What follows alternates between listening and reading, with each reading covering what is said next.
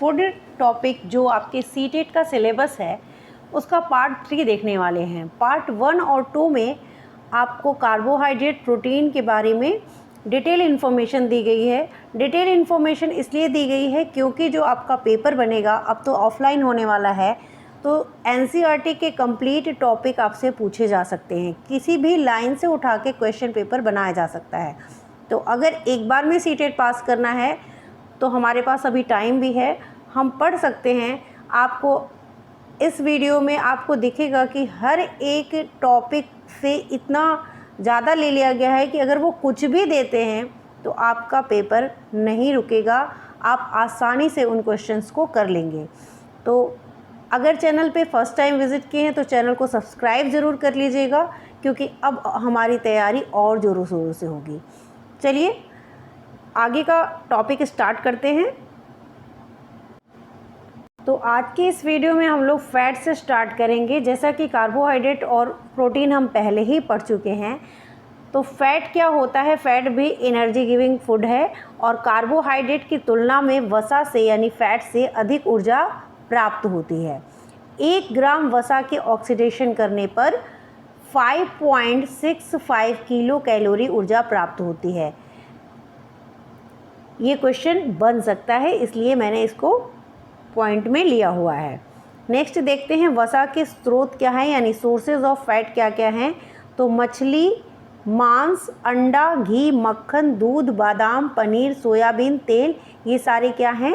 वसा के स्रोत है, यानी सोर्सेज ऑफ फैट हैं। सेकेंड पॉइंट है ग्लिसरॉल एवं वसीय अम्ल की एस्टर होती है। वसा क्या होती है? वसीय अम्ल और ग्लिसरॉल की एस्टर होती है।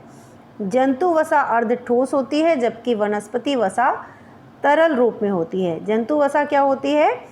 अर्ध ठोस होती है, जबकि वनस्पति वसा तरल रूप में होती है। नेक्स्ट, वसा के कार्य क्या है? Function of fats. वसा ऊर्जा का उत्पादन करती है, शरीर के निश्चित ताप को बनाए रखती है यानी टेम्परेचर कंट्रोल रखती है, कोशिका कला के निर्माण आदि का कार्य करती है।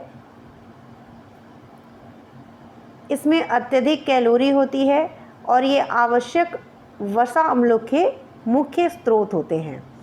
ये जल में अविलेय होती है। वसा क्या होती है? जल में अविलेय होती है एवं एसीटोन, क्लोरोफॉर्म आदि में विलेय होती है। तो वसा किस में अविलेय होती है? जल में अविलेय होती है, यानी जल में नहीं घुलती है, और एवं एसीटोन और क्लोरोफॉर्म में विलेय होती है। टेस्ट फॉर फैट, अगर फूड में फ़ैट प्रेजेंट है या नहीं इस बात का हमको पता लगाना है तो हमको टेस्ट करना पड़ेगा। जैसे हमने कार्बोहाइड्रेट का टेस्ट किया था या प्रोटीन का टेस्ट किया था। तो टेस्ट फॉर फैट, फैट का टेस्ट करने के लिए हम क्या करेंगे? Take a small quantity of food item, small quantity of food item लेंगे, wrap it in a piece of paper and crush it. Paper में इसको लेते हैं और पेपर को क्या कर देते हैं? फूड आइटम को पेपर में लेके उसको रैप कर देते हैं और क्रश कर देते हैं। नाउ स्ट्रेटन द पेपर, जब पेपर को फिर से सीधा करेंगे और ऑब्जर्व करेंगे तो does it have an oily patch, क्या इस पे ऑयली पैच है यानी ऑयल के धब्बे दिखाई देते हैं। Hold the paper against light, paper को क्या करते हैं? लाइट के सामने लाते हैं। You able to see to the light faintly through this patch, आप देखेंगे कि जो लाइट है वो इससे इस जो ये धब्बा है उससे क्या हो रही है? पास हो रही है। ठीक है। An oily patch of the paper on the paper show that the food items contain fat, और ऑयली पैच से क्या प्रूव होता है कि फूड में फ़ैट प्रेजेंट है।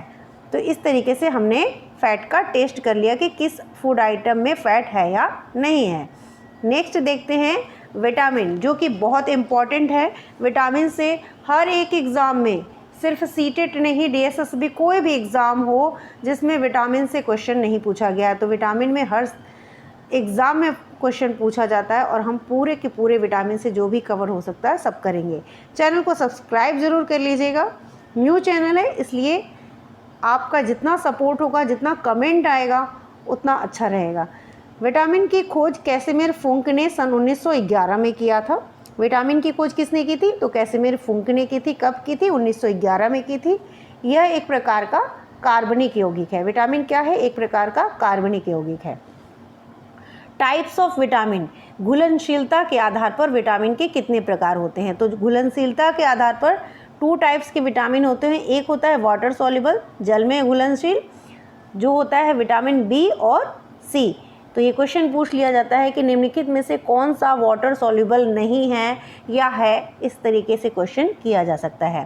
फैट सॉल्युबल ADKE, तो अगर मान लीजिए ADK दे दिया और ऑप्शन एक और दे दिया B, और पूछ लिया कि निम्न में से कौन सा विटामिन जो है वो फैट सॉल्युबल नहीं है, तो ये क्वेश्चन बनाया जा सकता है। तो हमें पता होना चाहिए vitamin B and C water soluble हैं और ADKE फैट सॉल्युबल हैं। Vitamins are of different kind known by different name, different vitamins होते हैं और सबके अलग अलग नाम हैं। Some of these are vitamin A, B, C, D, E, K।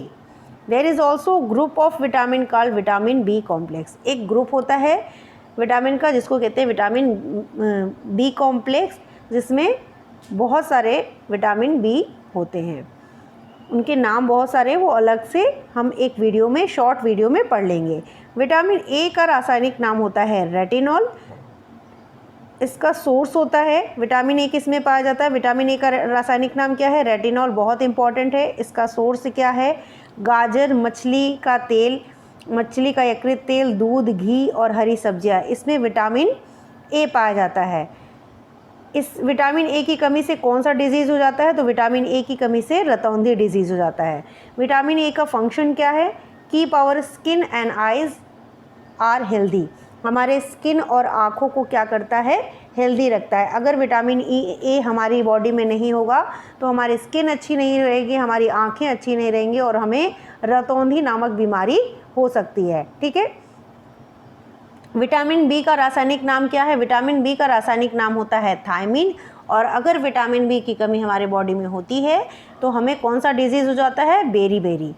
इसी तरीके से विटामिन C का रासायनिक नाम है स्कॉर्बिक एसिड और इसका सोर्सेज होता है आंवला, यानी खट्टे फलों में विटामिन C पाया जाता है। आंवला और साइट्रस फल इसके सोर्सेज हैं और इसकी कमी से कौन सी डिजीज़ हो जाती है, तो स्कर्बी डिजीज़ हो जाती है।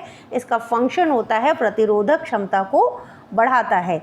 ये helps body to fight against many diseases, जो हमारे बॉडी में डिजीज़ वाले बैक्टीरिया आ जाते हैं उनसे फाइट करता है ये। तो विटामिन C क्या करता है, प्रतिरोधक क्षमता बढ़ाता है।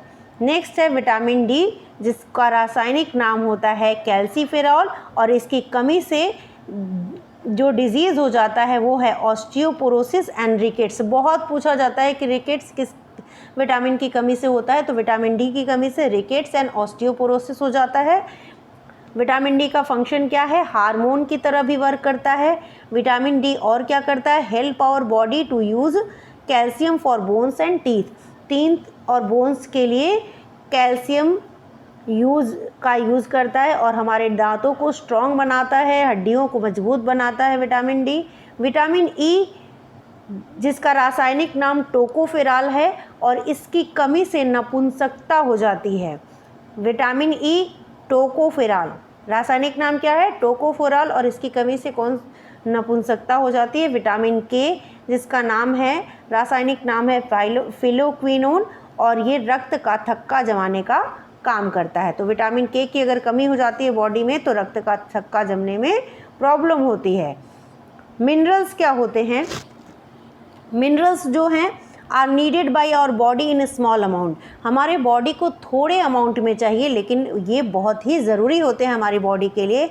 Each one is essential for proper growth of body and to maintain good health. थोड़े अमाउंट में ज़रूर चाहिए हमारे बॉडी को, लेकिन हमारे बॉडी को हेल्दी रखने में बहुत ही एसेंशियल होते हैं, ज़रूरी होते हैं। डाइटरी फाइबर, डाइटरी फाइबर क्या है, इसको हम लोग रफेज भी कहते हैं यानी रुक्षांश भी बोलते हैं। इट इज़, हिंदी में रुक्षांश बोलते हैं। It is also known as roughage या रुक्षांश। Roughage is mainly provided by plant product in our food. Roughage क्या करते हैं, प्लांट प्रोडक्ट होते हैं ये। होल ग्रेन्स जैसे साबुत अनाज हो गए, पल्सेस हो गए, पोटैटो, फ्रेश फ्रूट, वेजिटेबल्स, ये सब क्या है, ये मेन सोर्सेज हैं किसके, रफेज के। ये क्या करते हैं, हेल्प करते हैं our body to get rid of undigested food, यानी डाइजेशन में हेल्प करते हैं। पचे हुए भोजन पचने के बाद जो अनपचा भोजन हो जाता है या शरीर से बाहर निकालने में उनको मदद करते हैं, जिसे हम रोक्षांश कहते हैं या डाइटरी फाइबर या रफेज कहते हैं। ठीक है। वाटर हमारे बॉडी के लिए बहुत इंपॉर्टेंट है। तो water help our body to absorb nutrient from food. It also help in throwing out some wastage from body as urine and sweat. पसीने और यूरिन के फॉर्म में शरीर के जो वेस्टेज होते हैं उनको शरीर से बाहर निकालने में मदद करता है। वाटर हमारे बॉडी का टेम्परेचर कंट्रोल करता है और क्या करता है, एब्जॉर्ब न्यूट्रिएंट, फूड से न्यूट्रिएंट को एब्जॉर्ब करने में भी हेल्प करता है, जिससे हमको एनर्जी मिलती है। ठीक है, यानी डाइजेशन पे हेल्प करता है। बैलेंस डाइट बहुत ही इंपॉर्टेंट है। बैलेंस डाइट क्या होता है? Balance diet provide all the nutrients that our body needs in a right quantities along with adequate amount of roughage and water.